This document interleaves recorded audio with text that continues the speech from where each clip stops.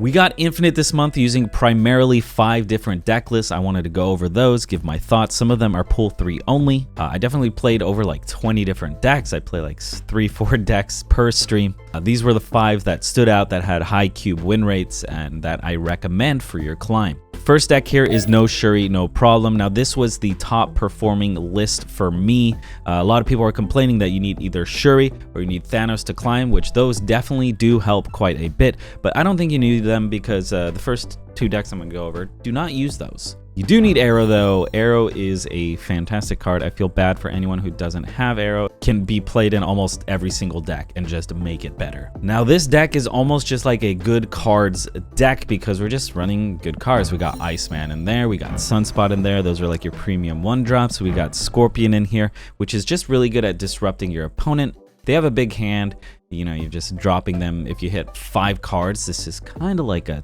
2/7 at that point. We have armor here to protect our Red Skull and our She-Hulk as well. And then we have Lizard here, just 5 stats is incredibly good and kind of requires your opponent to play a lot of things in that lane, which often they just cannot fulfill that. We have Cosmo here to stop Shangs from hitting our own things, kind of like armor does, but also negates, arrows from your opponent and stuff like that. We have Shang in here, just a fantastic card in this meta where Shuri is everywhere. Shang can just get these cheeky cubes, although everyone kind of plays around him now because they do expect him. Sometimes Shang can be a little awkward in this list because you are playing Cosmo, you are playing armor, so you might end up helping your opponent in that sense, so be very careful with your placement here. On turn 5, we can float, and then on turn 6, we can use Arrow with She-Hulk. She-Hulk is one of the best cards as well. Like her and Arrow, like you could just shove them in any deck, make them better. We do have Red Skull here, which can capitalize on 0, so you can 0 into Red Skull, and that's just very good. So sometimes one of your best plays is turn 3, you full float. Hopefully you have Sunspot on the board, but not needed.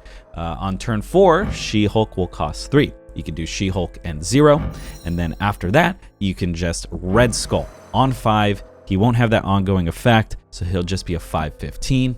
Hopefully that's on like an armored lane or a Cosmo lane, and that might just end up winning that lane. Then on your final turn, maybe you use Arrow and a 1-drop to kind of pull your opponent's cards away because you should have priority at that point. Maybe use a Doom to just spread your power everywhere. Doom is a great card that's going to be featured in a lot of these decks. I think he's becoming a little more prominent now, but when I first started including him in a lot of things, not a lot of people expected him. So spreading that 15 power out was really good. You're less affected by Arrow generally because you're playing a card in the lane anyway. It doesn't really matter if you get pulled. Yeah, if they have priority, you might put 10 in one lane and 5 in another. But generally, Dr. Doom is just a great surprise card and another just good card that can fit in almost any deck and kind of make it solid. But yeah, this is the deck we took to Infinite. I think I ended up losing ranks going down to like 90, and then this just skyrocketed me to Infinite. So this was probably the best list I've played this month. Let's go into the next deck, which is also only Series 3. We're gonna go over Sandclaw here. This is capitalizing on the newly changed Sandman. Used to be a 4/1, now he is a 5/5. Sandman is fantastic if your opponent is going to be playing a lot of cards. You can really limit what they can do. Because there's so many Thanos decks out there, maybe they want to play a lot of stones. You kind of just don't allow them to do that when you play Sandman, so that's really fun. But if you're playing against a Shuri deck, maybe you don't want to play Sandman because that might just be a waste of a turn for you. You could have played something else instead of Sandman. They're only playing 1 card per turn anyway. I guess it does not allow them to do like the Titania Taskmaster finisher or like an Ebony Maw Taskmaster finisher if they have Sauron. But generally, Sandman against those decks is not going to be as good as if you're playing against like a Sarah deck or a Thanos deck. I guess we're mostly just trying to target Thanos here. But the dream is to Electro on 3 into Sandman on 4 into 5 you could Dr. Doom, and then on 6 you can Odin, and Odin will replay the Dr. Doom and spread those bots around twice, right? So you're gonna end up putting 10 in each lane, and then you know, Odin on top of that. So that's a really fun line to do.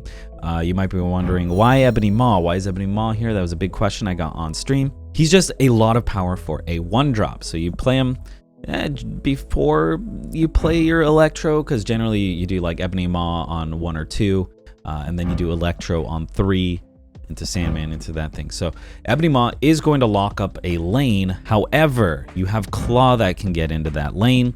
You have Captain Marvel that can get into that lane, and you have Doctor Doom that can get into that lane, which can be really cheeky. Maybe your opponent's like, oh, he's got Ebony Maw there, he's not gonna be able to get in there. But slamming Claw down or just letting Marvel, you know, get in there is really good. So generally, do not play Ebony Maw to the left lane, because then you cannot Claw it. Which is fine. A lot of people don't even run Claw. They run Magneto. The deck is still good. Honestly, I don't know which one's better between the Claw and the Magneto. But Ebony Maw is a good card because, yeah, you can Doom into it and you can Marvel into it. Yeah, I hope you have Arrow. Arrow is kind of just good in every deck. Sometimes you end up just doing Arrow into Odin, which is funny, but could just win the game. If your opponent has played like a Shuri into Red Skull, being able to arrow the Taskmaster that you might be predicting is super good. But yeah, this deck performs really well for us. The best Sandman deck we have played. Just don't run into Shuri decks. If you're seeing a lot of Thanos, you might want to try this one out. All right, the next deck we have is Rocks for Sale. I think this deck has actually been around for a while. Another one that is preying on Thanos decks.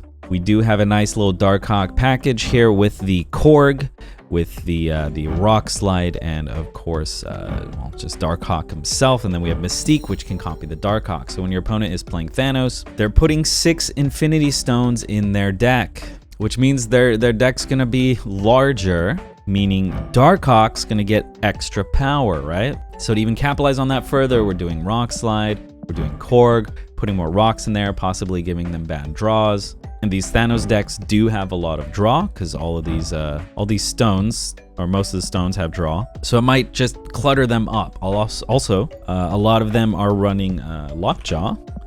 So if they're running Lockjaw and they end up pulling out a rock, you're going to be pretty happy. Of course, they can just feed the rocks into the Lockjaw, but you know, generally it's a net positive for you.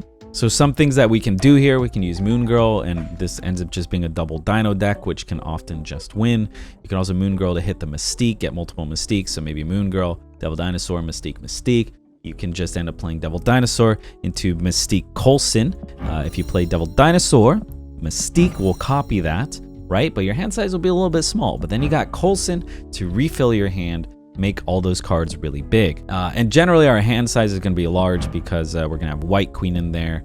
Of course, the Moon Girl to almost just fill our hand up completely. We have Quinjet to be able to capitalize on the Coulson cards in addition to the Moon Girl cards. And then, of course, we just shove Arrow in here because sometimes Arrow just wins games. Zabu's here because we do have a decent amount of 4-drops. We have 1, 2, 3, 4, 5 4-drops. Dropping those by 1 energy is still good.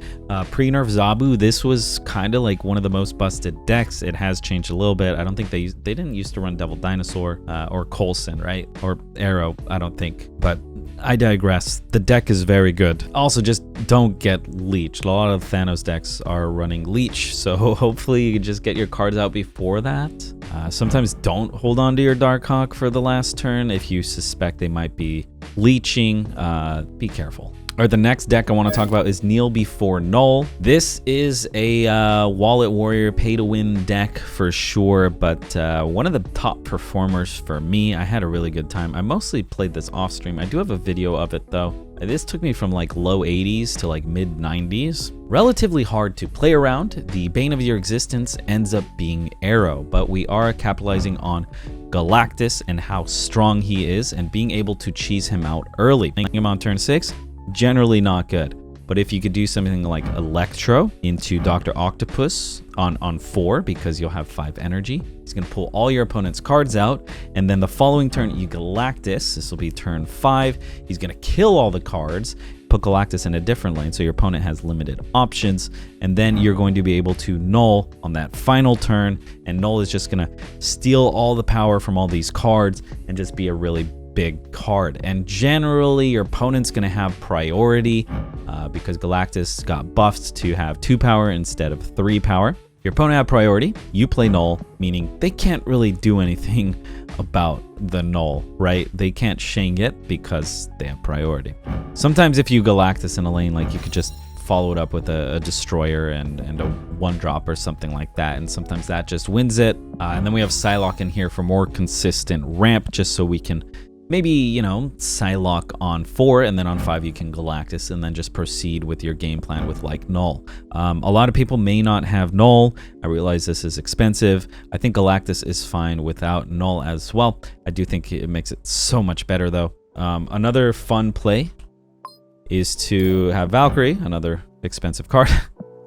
But if you end up playing Galactus, you probably want to do more changes in this, but you could drop null for Valk, play the Galactus, your opponent has priority, you're going to have a cheap death, and then you could do something like Yondu, Valkyrie, and then death, which is going to turn all your opponent's cards into small things, and then your death is going to be 12 power. So everything's 3 power because of Valkyrie, but your death is 12 power. So fun thing to do there. I think this is a relatively frustrating deck to play against for a lot of people. I think a lot of people don't like Galactus, but Thanos is kind of the main big bad right now, I would say, mostly because of the Leech Lockjaw thing, which we will go over that deck. It's not one of the 5 I climbed, but I will spotlight it here at the end. If you don't have Destroyer, you could just put something else instead. I wonder if Valkyrie over Destroyer honestly might just be a better line, but I have not experimented with that. There's still room for experimentation on all these. If you're missing a non-key card, like maybe you don't have null, you definitely need Galactus for this, but there's a lot of experimentation to be had. Okay, the next deck, this is a Shuri deck. I actually just am showcasing the top Shuri deck. This is not what I personally use, so I'll show that one later, but it does have Sauron. And I also didn't play this one too much, to be honest. I played it more in the beginning, maybe from like ranks 70 to like 75 or something. I just don't like playing this because it's just so prominent, and a lot of people are annoyed by the playstyle of it, which is understandable. But here what we're doing is, you know, you're playing Sunspot on 1, then you play Armor on 2, Cosmo to kind of protect your big boys that are coming out later. You play Shuri on 4, Red Skull on 5, and then on 6 you can do like Taskmaster Titania, or you can Arnim Zola your Red Skull to kind of duplicate it and put them in different lanes. Sometimes you dodge a Shang. That feels really good when it does happen, but it doesn't happen that often. I feel like Arnim is kind of cuttable, honestly. Especially because you have Cosmo and Armor, like sometimes it could be really awkward. Sometimes you don't even play the Red Skull. You just do Shuri into Arrow, into Taskmaster, or you could do Shuri into a full float, meaning She-Hulk will be 1. Shuri into She-Hulk into Arrow, or Shuri into Arrow into She-Hulk. There's multiple lines. Or Shuri into She-Hulk into Taskmaster, meaning you drop 2 20s on the board. That does get crushed by arrows, but just don't get arrowed, I guess. Or try and read if your opponent will arrow that. Often your opponent will arrow on 5, so floating on 5 could dodge their arrow, and then your turn 6, you just do your big play and you win. Titania is just a lot of stats on the last turn. I'm sorry, I have Pixel Titania. Just a lot of stats, similar to the Sauron list, running Epony Maw, because a 1/7 is good. A 1/5 is also very, very good. Now here's the version if you do have Sauron by chance. This deck doesn't feel fair to me. It's just free wins. Also, I feel like this one doesn't require a lot of brain. So if you're just chilling on the couch, or you're like hanging out with friends or watching a movie, you know, while you're playing the game, this might be a good go-to.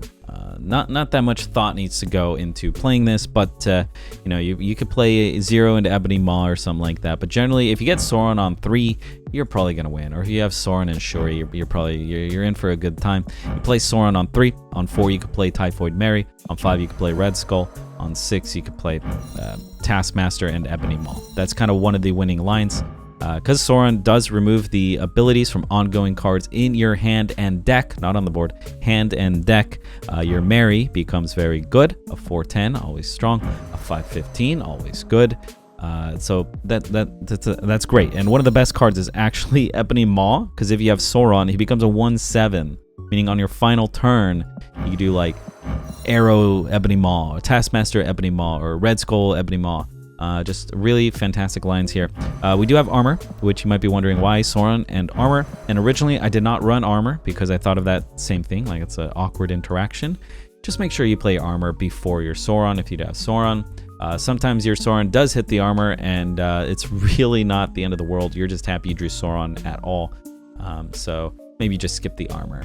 But armor is just so good because maybe you don't draw Sauron. You just go into your classic armor, Shuri, Red Skull, Taskmaster line. That just wins games. So that's the Sauron build. And I believe that's the 5th deck. So I'm going to talk about this deck, which is, I think, probably the best deck, probably the deck you'll see the most. People say the Shuri one is better, and maybe the Shuri one fares well against this. But the problem here for me, in my opinion, is that Leech seems so consistent for some reason. Maybe I'm having a selective memory here, but your opponent has a lot of stones from the Thanos that they discount with the Quinjet, because the cards did not start in your deck. They feed them into the Lockjaw, and they just start cycling like crazy. And something really cool, or annoying, if you're on the receiving end, is they can like hit that Space Stone. So your Lockjaw Space Stone, you fill up that board, and then you move the Lockjaw over, and then you continue feeding the Lockjaw. And it just seems like they consistently have Leech that they get out on turn 3 sometimes. But turn 4, turn 5, you're generally going to see Leech by then, which kind of might ruin your game plan if what you're trying to do is play a Null, or play a Galactus, or play even like a Shuri or something like that, right? So this deck I mostly don't like because it actually like disables. It absolutely just neuters Cerebro. Cerebro 2, Cerebro 3. You can't really enjoy those.